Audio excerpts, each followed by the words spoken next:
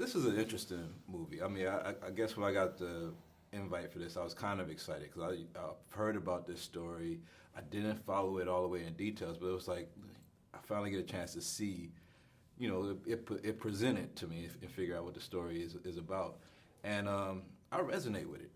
I did undisclosed amount of time for the wrong thing that I wasn't accused of. So to see a victim on the other side of the jail was resonating with me.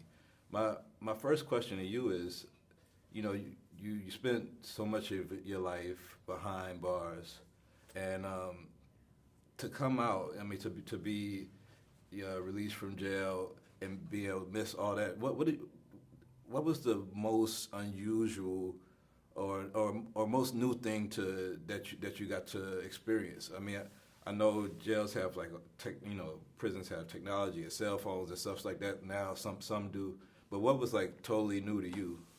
Everything. The last time I had seen a computer was 1986, before I got out of prison. I had never seen a cell phone or the internet or anything like that. But I think the biggest shock for the first 2 to 3 months that I was out, I was in a state of really deep shock and trauma.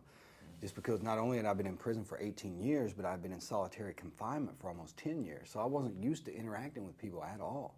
So that was a huge shock. And then also, just the little things like the fact that I wasn't, I hadn't walked anywhere in almost 20 years without chains on my feet. So just getting used to walking in a normal way again. At first I would trip downstairs or trip over my own feet just trying to walk. So it was really everything. It was a whole different world from whenever I went into prison. Wow.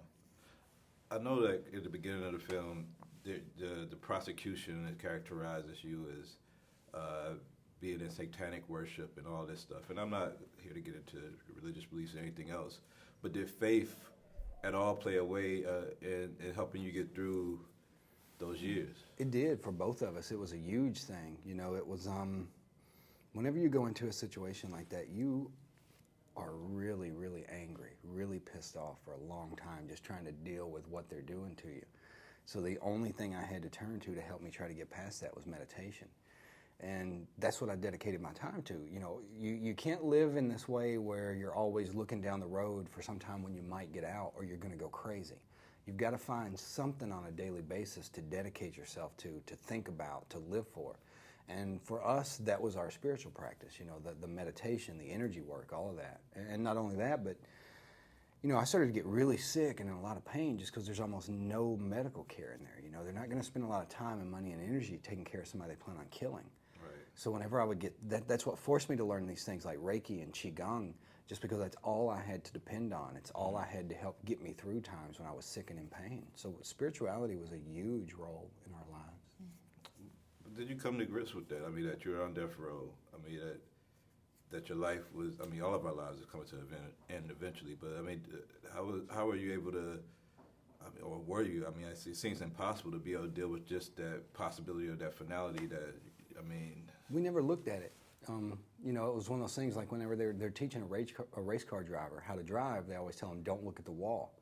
Look at your instrument panel, look at the other drivers, look at the track, but don't look at the wall because you're going to move in the direction of whatever you focus your energy on. So we didn't look at that wall because we didn't want to end up driving into it.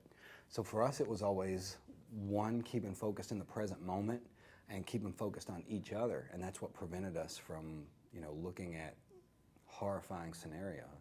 All right. Well, thank you for your time. I didn't get to speak to you much, but Sure. what you've done is so important. And Thank people you. like you that support people that are in these situations is important. I appreciate that. Thank you for your Thank time. you so much for doing this. Good to meet you. Thank you.